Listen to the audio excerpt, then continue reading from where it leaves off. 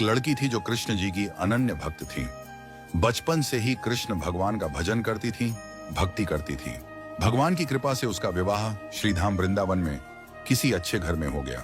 विवाह होकर लड़की पहली बार वृंदावन आई, पर नई दुल्हन होने की वजह से वह कहीं जा न सकी और मायके चली गई।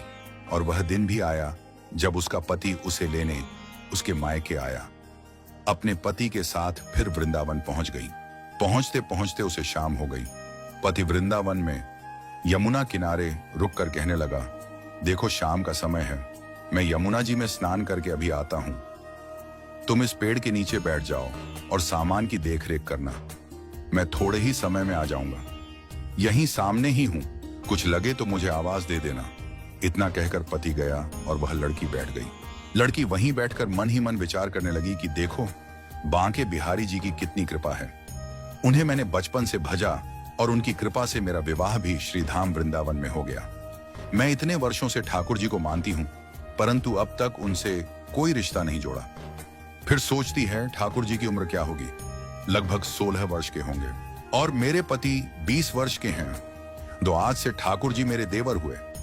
अब तो ठाकुर जी से नया संबंध जोड़कर लड़की प्रसन्न हुई और मन ही मन ठाकुर जी से कहने लगी, देखो ठाकुर जी, आज से मैं तुम्हारी भाभी और तुम मेरे देवर हो गए।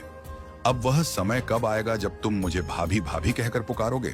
इतना सोच ही रही थी कि तभी एक 10 से 15 वर्ष का बालक आया और उस लड़की से बोला, भाभी भाभी। लड़की अचानक अपने भाव से बाहर आई और सोचने लगी कि वृंदावन में मैं तो नई आई हूं, ये भाभी कहकर कौन बुला रहा है।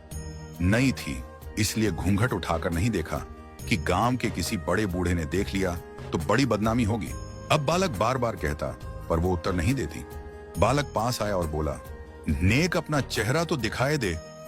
ये सुनकर वो और कसकर घूंघट पकड़कर बैठ गई। फिर उस बालक ने जबरदस्ती घूंघट उठाकर देख लिया। थोड़ी देर में उसका पति आ गया।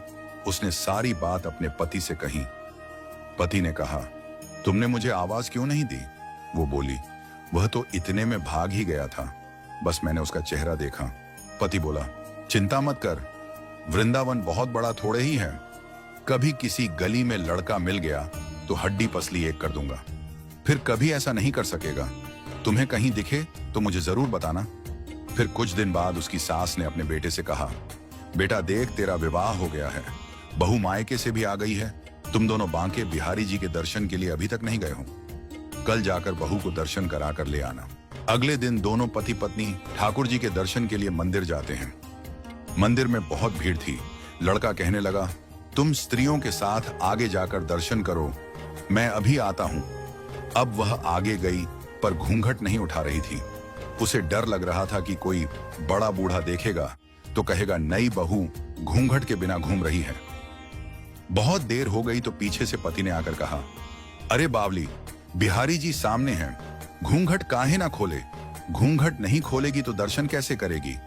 अब उसने अपना घूंघट उठाया और बांके बिहारी जी को देखा तो बांके बिहारी जी की जगह वहीं बालक मुस्कुराता हुआ दिखा तो एकदम से चिल्लाने लगी, जल्दी आओ जल्दी आओ। पति पीछे से भागा भागा आया और कहा, क्या हुआ। उस दिन जो मुझे भाभी भाभी कहकर भागा था वह मिल गया, कहां है। अभी उसे देखता हूं। ठाकुर जी की ओर इशारा करके बोली, यह रहा, आपके सामने ही तो है। उसके पति ने जो देखा वह अवाक रह गया और वहीं मंदिर में अपनी पत्नी के चरणों में गिर गया और बोला, तुम धन्य हो, वास्तव में तुम्हारे हृदय में ठाकुर जी के प्रति सच्चा प्रेम है।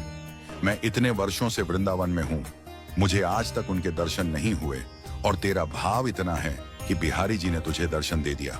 ये सच्ची घटना सुनकर आपको कैसा लगा, कमेंट बॉक्स में जरूर बताएं। ठाकुर श्री बांके बिहारी जी महाराज की जय।